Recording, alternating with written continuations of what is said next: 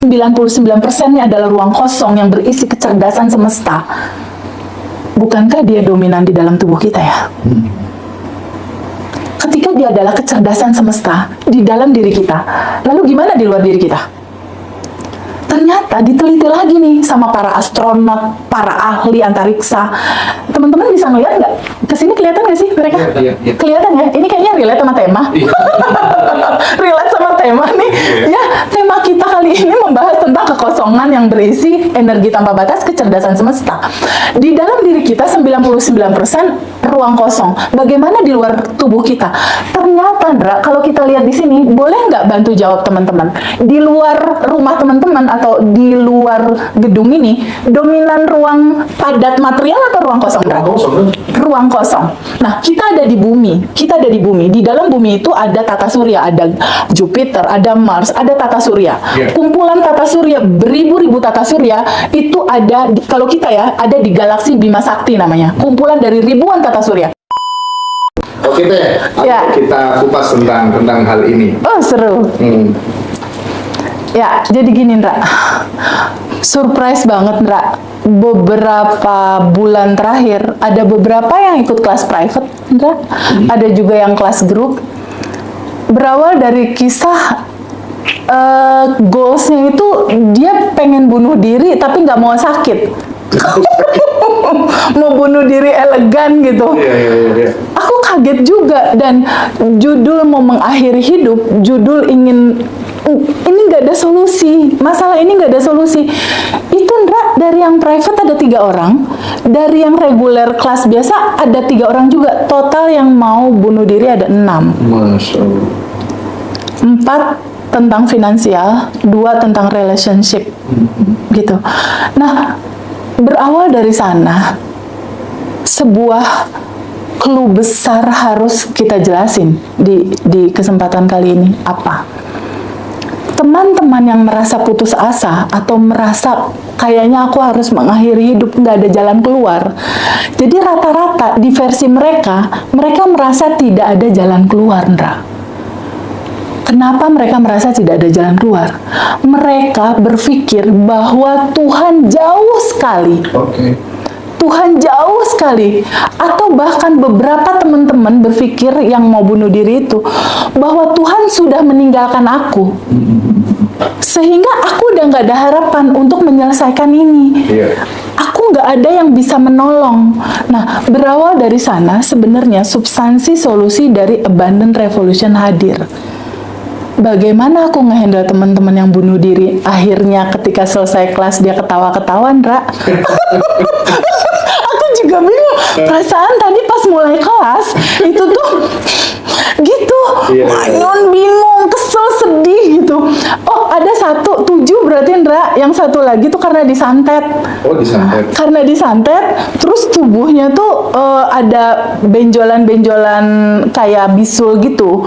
Terus dia merasakan kayak ketusuk-tusuk ketusuk tombak. Terus Dan dia nggak bisa ngehandle rasa sakit itu. akhirnya disantet balik sama TV. Nggak, dikembalikan aja kepada cinta murni tanpa batas. Terus. Karena kan solusinya semua cinta, Ndra. Jadi sebenarnya dari yang 7 orang ini aku cuma nyeritain tentang siapakah sebenarnya diri kamu gitu. Nah, gimana sih mereka dari yang mau bunuh diri, dari yang bener-bener aku udah yakin mau mengakhiri hidup teh. Pas selesai kelas, wah ketawa-ketawa, aku bodoh ya teh, lucu juga ya teh. Nah, gimana itu cerita awalnya? Simpel, Ndra, nyeritainnya. Aku cuma bilang gini sama temen itu, kan di Abundant Revolution itu dibagi 3 besar ya, Ndra. 3 besar itu adalah siapa dirimu. Oke, ketika kamu sudah tahu dirimu siapa, yang kedua adalah ketika kamu udah tahu, keduanya bagaimana aturan semesta mengatur hidupmu. Kalau cuma tahu doang, nggak tahu aturan semestanya juga percuma, kelanggar-langgar juga, sengsara-sengsara juga. Iya, kalau nggak tahu aturan. Kalau nggak tahu aturan mainnya kan. Betul. Nah, nomor 1 udah diketahui siapa diri, yang kedua adalah tahu aturan main. Tapi kalau nggak dipraktekin, cuma jadi penonton doang. Ih, keren ya kelasnya ya, ih hebat ya, ih bagus ya, cuma ih doang, dia nggak ngalamin kelimpahan, Ra. Makanya aku ceritakan 3 judul besar ini. Siapakah dirimu? Itu di dalam Quran dijelasin, Ra.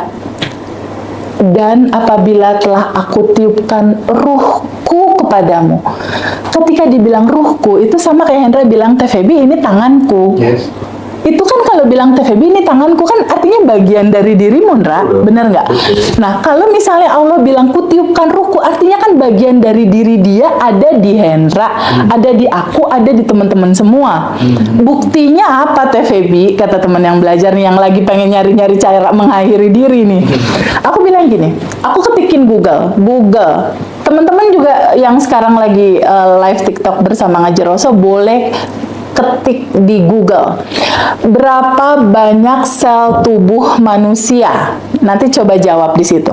Di situ akan keluar, Ndra, 40 triliun sel. 40 triliun. 40 triliun. Yes, Oke. 40 triliun sel. Jadi ada sel darah, sel tulang, sel rambut, itu totally 40 triliun sel. Teman-teman boleh cek dan tolong respon di Ya, Ngaji 40 Roso. triliun. Oke, valid ya, Ya. teman-teman yang ngecek ya, bukan dari omongan aku ya. Ini adalah kedokteran, Dra. Kedokteran itu ilmiah. Oke, bukan kata Feby, bukan kata Pak Lurah, bukan kata Pak RT ya. Kalau udah di Google berarti kan secara kedokteran itu ilmiah dan bisa diterima oleh akal kita. Substansi intinya gimana? 40 triliun sel di dalam tubuh kita. Secara sel aja kita udah berkelimpahan ya, Ndra. Udah 40 triliun, tapi saldo belum 40 triliun ya, Ndra. Saldo on the way 40 triliun gitu.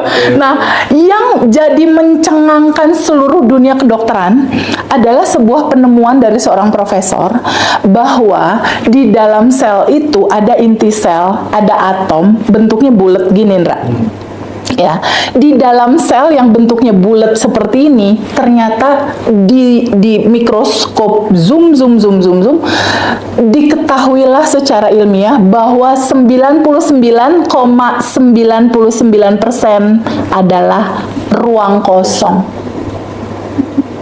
Ruang kosong itu mencengangkan sebenarnya.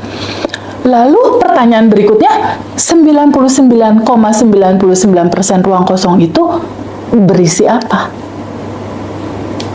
Yang kosong itu berisi apa? Ternyata diteliti, yang kosong itu tuh ada yang gerak-gerak, Ndra. Ada yang cung, ada energi yang hidup.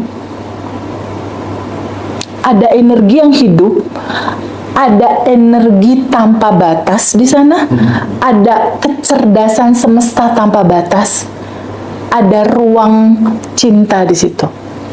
Ketika diteliti, sekarang Mas Hendra dan teman-teman semua, boleh nggak kita renungkan sebentar?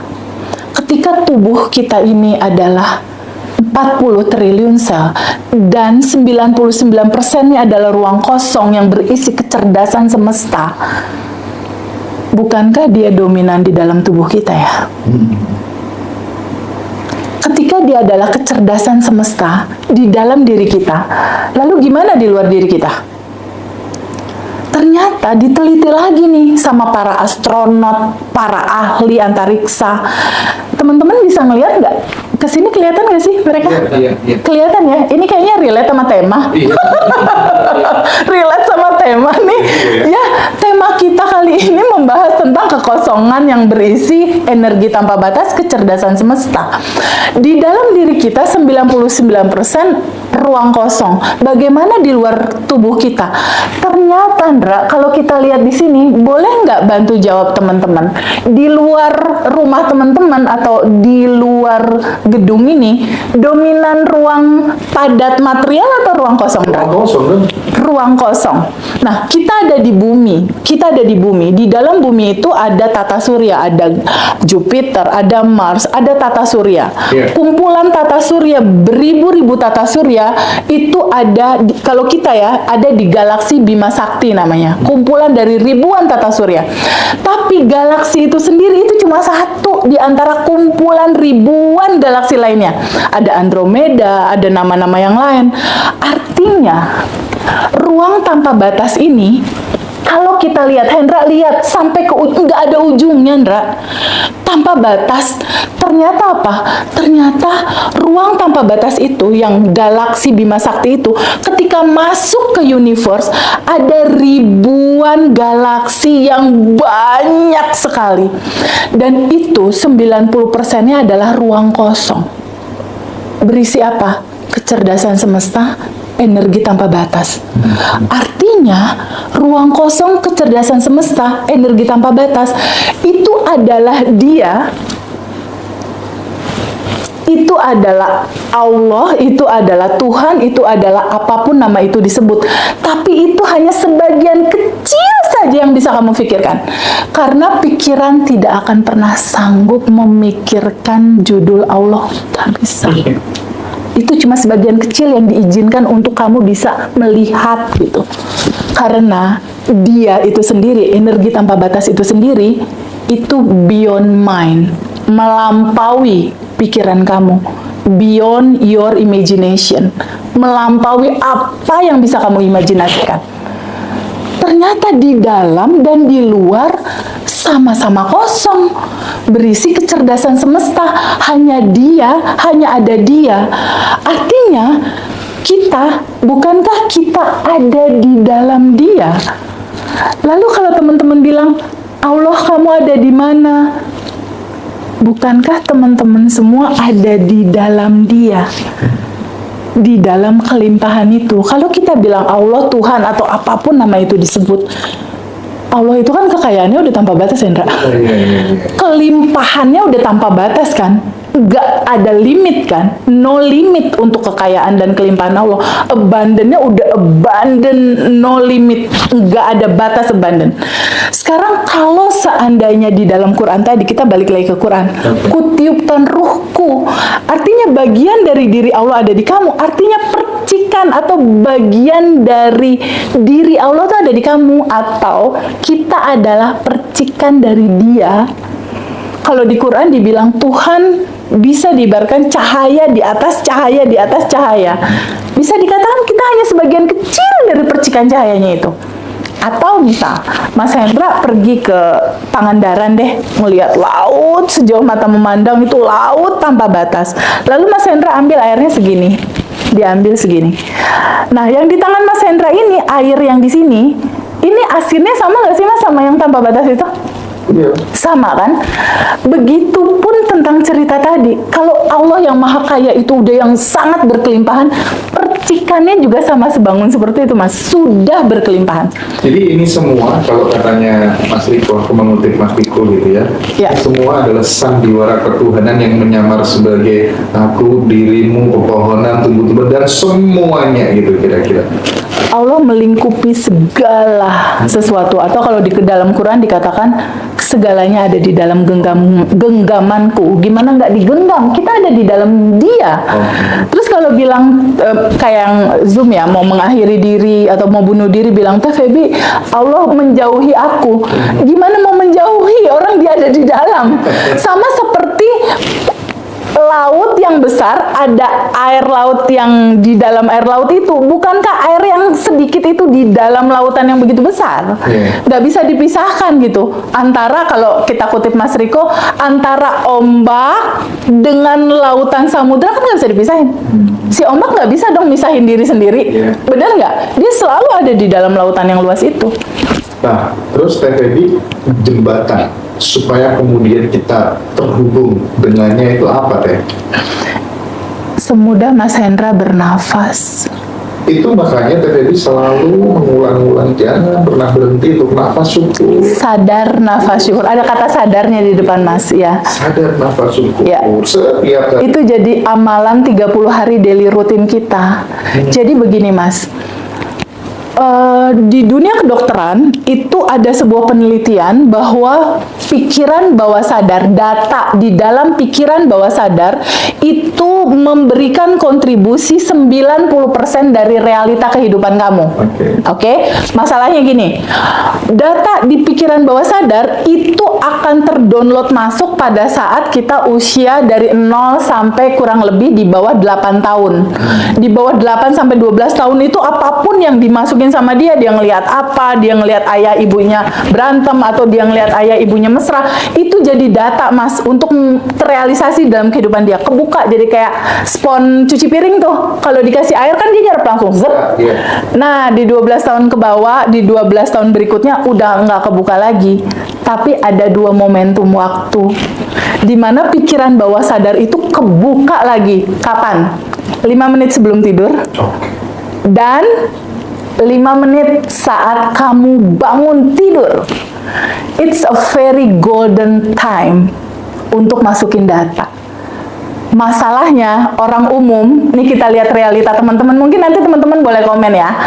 Realita teman-teman yang pada punya utang, yang baru putus cinta, yang gak jadi menikah, 5 menit sebelum tidur mereka gini, Ndra, aduh cicilan gimana ya besok, bisa nggak ya, aduh ya Allah gimana ya, dalam ketakutan, dalam kebingungan, dalam keresahan, dalam kekhawatiran. Tanpa sadar, data itu masuk ke bawah sadar dia untuk merealita besok. Nah, ketika teman-teman semua udah tahu tentang rahasia ini, bahwa 5 menit sebelum tidur adalah proses penciptaan kamu menciptakan realitamu besok. Di Abundant Revolution, kita tuh punya daily routine 30 hari, di mana 5 menit sebelum tidur, yang dilakukan adalah tarik nafas, izinkan nafas masuk, izinkan energi tanpa batas masuk. Rasakan, bukankah nafas yang menghubungkan tubuh ini dengan energi tanpa batas yang gak ada ujungnya ini? Bukankah dengan nafas dihubungkan? Tarik, lalu keluar lagi. Energi tanpa batas. Bukankah nafas ini adalah inti hidup kita, inti kehidupan kita, inti harapan kita? Jadi Mas Hendra tahu nggak, yang mau bunuh diri itu nggak jadi Mas bunuh diri gara-gara diajarin sadar nafas syukur. Tapi gini ya, apa ya? Tiba-tiba mau bunuh diri jadi, Tewi, tunggu, kok 3 kali sadar nafas syukur, aku jadi nggak pengen bunuh diri lagi, aku malah jadi pengen bersyukur, kok Allah begitu dekat katanya gitu. Ini kan kita ngomong soal 30 hari, 30 days, daily routine. Ya. Jadi ada aktivitas yang kita lakukan secara rutin di 30 hari setelah kelas Abundant Revolution. Ya. Nah, pertama aja tentang sadar nafas syukur ini aja, ini orang belum ikut kelas, tapi dia praktik itu, itu dia terima kasihnya luar biasa sama kita, ya enggak? Iya, betul, banyak testimoninya. Betul Mas. Betul, ya. Nah, aku pun juga demikian gitu.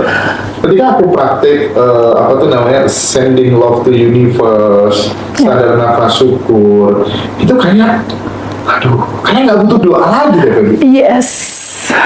Iya kan? Kayak nggak butuh doa lagi gitu loh. Kayaknya Allah udah tahu segalanya yang ada di dalam sini.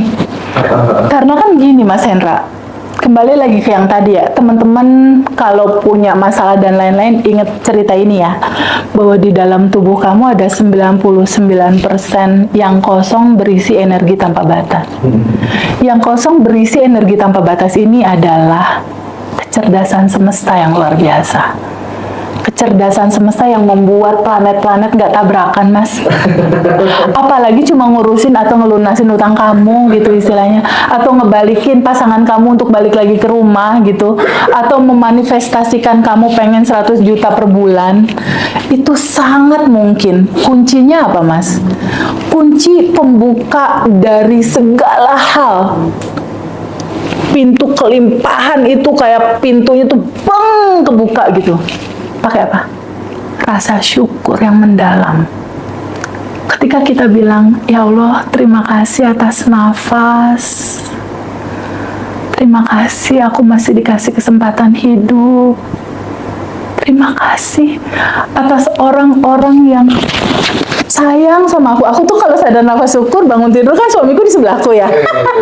Babyku ada di sebelah. Jadi kalau melek aku diem dulu kayak ngumpulin nyawa gitu istilahnya. Tapi aku sadar nafas syukur, berteng melek langsung. Tarik nafas masuk, energi tanpa batas masuk. Pas keluar Mas, lewat hidung, bayangkan bagasi emosi, ketakutan, keresahan, kebingungan, kekhawatiran itu keluar lewat nafas. Detox gitu, sampah-sampah keluar. Ada imajinasi ya? Yes, gambarkan kayak gitu. Lalu tarik nafas masuk lagi, energi cinta masuk, energi kesehatan masuk, energi tanpa batas masuk. Lalu bayangkan dia menyisir dari kepala kamu. Kalau yang sakit kepala tuh kena energi tanpa batas, dia jadi mereda sehat. Hati kamu, seluruh tubuh kamu, lalu keluar energi-energi negatif, ketakutan, kebingungan keluar. Tarik nafas lagi, energi tanpa batas masuk, lalu rasakan betapa Allah baik sekali ya. Bahkan kita tuh jarang banget untuk bilang makasih ya Allah atas nafas, atas usia, atas kesempatan hidup. Itu Mas Hendra, kalau dilakukan secara sadar, keywordnya sadar Mas. Kebanyakan kan kita teman-teman semua kalau nafas nggak sadar Mas. Nah, di 2 waktu itu aja minimal. Lakukan sadar, nafas, lalu kamu bersyukur. Itu udah akan merubah sangat pintu rezeki mereka atau apapun itu yang mereka mau. Tapi tadi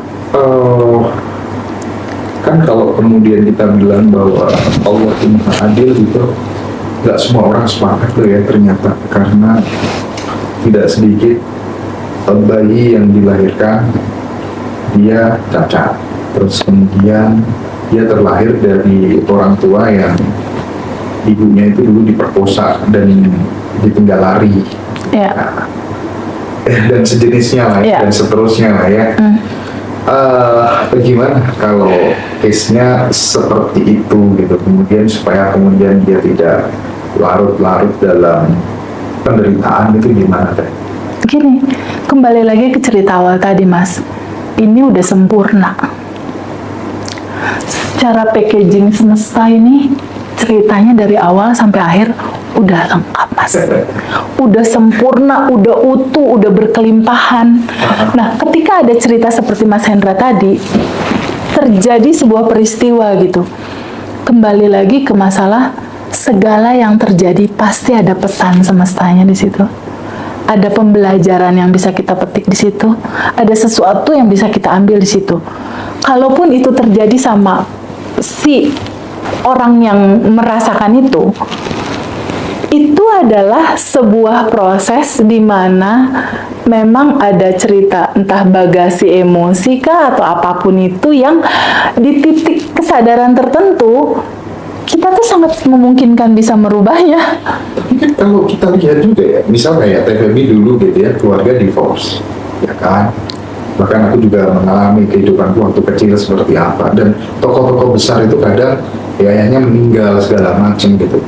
Itu kan kadang memang semesta itu ketika kemudian kamu akan diperankan untuk kebermanfaatan yang lebih besar, kamu dikasih peristiwa yang itu sebagai tanda sebenarnya jika kamu memaknainya secara positif. The law of projection-nya jalan gitu. Betul, ya. betul, betul. Jadi gini Mas Hendra, untuk sampai kepada titik enlightenment atau pencerahan atau apapun lah nama itu disebut, kesadaran lah misal, itu memang rute perjalanannya itu nano-nano Mas. Nano-nano. Untuk apa? Bisakah seorang Feby akan empati sama panti jompo, sama anak yatim, jika sekolah kehidupan tidak mengantarkan cerita seperti itu skenarionya? Balik lagi seperti yang tadi Hendra bilang, tapi Feb kan ini ada anak yang diperkosa, ada anak ini, ada anak ini, ada anak ini. Bukankah itu hanya penilaian dari kacamata yang di sini, yang terbatas? Bukankah secara kacamata semesta itu semua kebaikan, ada kebaikan? Contoh, bukankah kisah Harley yang buat aku itu kiamat hidupku gitu?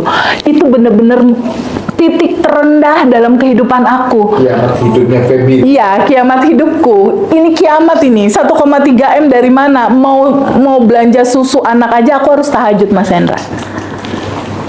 Dalam posisi hamil ya, apalagi harus ganti angka 1,3 buat susu aja harus tahajud saat itu. Tapi coba kita lihat, pada saat itu, atau ini teman-teman sekarang nih yang ngalamin utang belum lunas, pasangan pergi, atau apapun finansial yang kekurangan, itu kan sama kayak aku 2019 kemarin. Kayaknya kiamat. Itu kan kacamatanya cuma kacamata sekarang. Tapi ketika kita lihat kacamatanya lebih lebar dalam kesadaran, Mas Hendra, bukankah kisah Harley itu jadi banyak manfaat buat aku dan teman-teman ya? Betul dong, menginspirasi dong akhirnya. Bukankah malah jadi solusi buat banyak orang ya? Betul. Jadi sebenarnya kejadian Harley itu baik atau buruk? Baik. Begitupun channel Ngaji Roso dalam cerita yang sekarang. Sama, Ndra, sama. Iya. Coba lihat benang merahnya dari kisah itu. Ada pesan di situ untuk kamu bertumbuh. Karena nggak ada Feby yang sekarang yang kalau punya uang bawaannya pengen ke tempat beras, beli beras aja tuh taruh di mobil untuk nggak tahu tuh siapa berasnya mau dibagiin. Nggak akan bisa ada empati sekuat itu kalau aku nggak ngalamin mama papa cerai, aku nggak tinggal sama mama, nggak tinggal sama papa, aku mau beli sesuatu aja juga nggak ada uang, nggak akan ada rasa itu, nggak akan. Memang pola sekolah kehidupannya begitu. Aku dulu waktu tinggal di pesantren, tinggal di panti asuhan gitu kan, tiap sore gitu lihat ke timur gitu, lihat ke arah rumahku gitu, pulang, tapi gimana, di satu sisi harus merubah nasib gitu ya, terus kumpul ketemu teman-teman semua yang hidupnya struggle gitu. Akhirnya ketika dewasa, oh nanti aku kalau jadi orang udah berumah tangga, aku pengen ngangkat derajatnya anak-anak yang hidupnya struggle. Nah, mirip-mirip seperti itu. Kurang ya. lebih sama kayak gitu, Ndra. Tapi menariknya teh, aku tadi lagi-lagi aku kutip obrolanku dengan Kang Aswan tadi ya. Tapi kok bisa ya mencintai orang yang menyakiti dirinya, membenci dirinya, kok langsung bisa memaafkan? Itu tuh gimana deh? Apa rahasianya apa gitu biar teman-teman itu tergerakkan untuk kemudian melakukan hal yang sama gitu? Nggak gampang ya. Masya Allah. Ketika kemudian kita ini, tapi aku akhir-akhir ini udah mulai bisa sih, termasuk yang hutang segala macem gitu. Aku kirimin sending love ke mereka dan aku lebih bahagia gitu ya. Itu gimana tuh tipsnya? Ya, jadi gini, Ndra. Kan di dalam diri aku 99 kekosongan ya, berisi kecerdasan semesta tanpa batas. Orang yang memfitnah aku atau merugikan aku, bukan isinya juga sama ya? Iya lah. Sama sebenarnya. Bukankah orang yang memfitnah aku, yang marahin aku, yang ngejelekin aku, atau ngambil uang aku, bukankah itu hanya pantulan dari dalaman bagasi emosi aku sendiri, Andra? Law of projection. Ketika di sini ada layar kehidupan, ada orang yang bikin aku marah, atau agen aku deh yang ngambil uang 500 juta kemarin tuh, ya, ada yang merugikan dan lain-lain. Kita lihat di sini, ini ada layar, oke? Ini ada infocus, ini ada laptop. Kalau di dalam laptop ini ada gambar anak-anak Gaza lagi senyum bahagia, muncul apa, Mas Hendra, di layar? Sama, senyum. Lalu kalau di layar ada gambar anak-anak Gaza lagi nangis, muncul apa di layar? Anak Gaza lagi nangis. Kalau nggak ada data di laptop, adakah di layar? Nggak ada. Artinya apa? Layar ini adalah realita kehidupan kita. Ada orang yang ngeselin, ada orang yang KDART terhadap seseorang kita misalnya, atau ada pasangan yang menyakiti dan lain-lain. Bukankah ini semua berasal dari data di laptop? Data di laptop itu apa? Bagasi emosi kamu. Apa itu? Ketakutan, keresahan, kebingungan yang pada masa lalu belum kamu terima dan tidak kamu lepas. Dia menyala terus di bawah sadar. Nah, pertanyaan yang tadi, tapi kok bisa sih cepet maafin? Jadi kalau ada kejadian kayak gitu, aku ini kan cuma tukang pos. Tukang pos, pesannya apa? Pesannya itu adalah rasa yang kamu rasakan. Ketika kamu diambil uangnya 1 juta, 2 juta, 100 juta, rasanya apa? Kesel kesel, sebel, marah. Kesel, sebel, marah itu yang aku rasakan itu adalah bagasi emosi yang masih menyala di bawah sadar, yang kalau nggak kita terima di sekarang, kita terima, kita maafkan, kita izinkan dia kembali energi ini pulang ke cinta murni tanpa batas, dia akan looping terus seumur hidup kita. Tahun depan lagi, tahun depan lagi, tahun depan lagi, mungkin sampai 20 tahun, sampai 40 tahun, atau sampai kita bener-bener capek dan lelah. Nah, sebenarnya ngaji Rasul luar biasa sekali loh, ngebagiin cerita ini ke teman-teman yang lain. Artinya teman-teman kan nggak perlu looping sampai 20-40 tahun dong. Cukup sadari dan terima itu. Rasa itu yang lalu kamu belum bisa terima. Kenapa sih harus diterima? Gini, Ndra. Gini, kenapa harus diterima? Kita ini kan isinya 99% ruang kosong, energi tanpa batas, atau kecerdasan semesta. Kecerdasan semesta itu berisi apa? Jawaban kecerdasan semesta berisi apa? Itu adalah Quran 114 surat, itu kalau diperes dia jadi surat Al-Fatihah. Surat Al-Fatihah itu artinya pembuka. Apa yang harus dibuka? Buka kamu siapa? Bukalah diri kamu siapa? Kamu kan sebenarnya nggak ada, cuma yang ada kan cuma yang 99 itu aja sebenarnya. Nah, diperes lagi dia jadi hanya Bismillahirrahmanirrahim, atau yang maha kasih, maha sayang kalau bahasa umumnya, atau lebih intinya lagi adalah cinta. Jadi kesimpulannya, Andra, Allah sama dengan cinta. Allah sama dengan cinta murni tanpa batas. Karena yang 99 yang kosong itu berisi cinta, cinta itu sama dengan keutuhan. Maksudnya apa? Keutuhan itu adalah bahagia, sedih, diterima. Bahagia, sedih, atau terang, gelap, itu keutuhan. Itulah cinta. Kehidupan ini akan selalu ditayangkan sama semesta dalam dualitas seperti itu. Dalam kebahagiaan dia isinya cinta, dalam kesedihan intinya isinya cinta juga. Masalahnya ketika kebahagiaan datang kan kita selalu yes, alhamdulillah dapat uang. Ketika yang satu lagi nih yin and yang lah ya, ketika packagingnya adalah kesedihan kan kita tolak.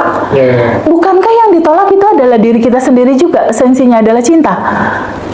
Ketika kamu tolak, dia tetap akan selalu hadir. Untuk apa? Untuk menyadarkan kamu, terima aku dalam sebuah keutuhan. Ketika packagingnya adalah kesedihan, ada pesan di sini bahwa bagasi emosi kamu tentang kesedihan di masa lalu, kamu harus terima sebagai sebuah keutuhan kehidupan kamu. Kalau kamu tolak, dikejar-kejar terus, enggak? Sebagai bentuk loopingan sampai dia sadar. Jadi kenapa aku kalau orang yang ngeselin aku, yang merugikan aku, malah aku sending love? Oh, bahkan jangan kayak gitu, enggak? Kemarin ada kisah ya, yang buka kelas, nggak izin ya sama kita, ya kan? Ada sesuatu hal yang kaget gitu aku. Biasanya aku kalau kesel, kalau aku tahu dia dan tahu nomor rekeningnya, aku transfer duit. Sending love-nya pakai duit. Action gitu ya. Jadi pertama aku sending love, dia sebagai pengantar pesan. Kedua, pengen lebih asik lah, M-banking. Cobain deh teman-teman, asik loh rasanya. Sama orang yang kesel kita transfer duit, asik banget. Mantap nih ya, bener ya. Kalau menyebalkan solusinya sending love. Yes, betul. Pokoknya segalanya solusinya cinta, karena isinya hanya itu. Pada nggak sanggup ya? Dipraktekin. dicoba. Nah, teman-teman, sekaligus aku konfirmasi bahwa Badan Revolution Batch 9 itu malam ini closing ya. Jadi nanti jam 21 atau 22.00 WIB itu kita udah closing, udah 215-an peserta. Jadi kita nanti closing Badan Revolution Batch selanjutnya di tanggal 20 Maret itu nanti teman-teman bisa join gitu, yang nggak bisa join di batch 9. Tapi mohon maaf, sekali lagi mohon maaf, di batch 10 kita udah nggak ada program call ban on ban. Tapi teman-teman nanti akan dapat kontak personnya Teh Feby semuanya. Jadi bisa curhat lewat WA. Tapi ya mohon maaf harus antre ya. Teh Feby balas WA sampai jam 1:30 dini hari gitu, teman-teman, dari teman-teman semuanya. Jadi mantap banget, pokoknya luar biasa. Ini teman-teman dapat hadiah istimewa lah ya dari Teh Feby. Dan bagi teman-teman juga yang nggak bisa ikut kelas, tenang, kita sediakan Zoom istimewa. Teman-teman juga bayar 369.000 aja, dan itu nanti free rekaman di tanggal 3 Maret. Materinya 60% kelas Badan Revolution, nanti juga dikasih kisi-kisi 30 hari ya aktivitas rutin yang harus dikerjakan, tapi tidak ada pendampingan lewat grup ya teman-teman ya. Nah ini penting untuk saya masih terlebih dahulu buat sahabat semuanya gitu.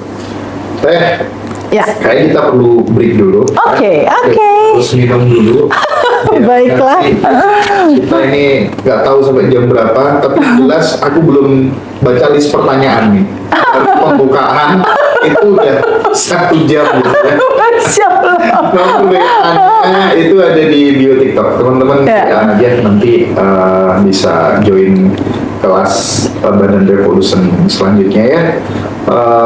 Pokoknya rekomen banget, serius teman-teman harus ikut, entah itu ikut Zoom-nya atau kelasnya.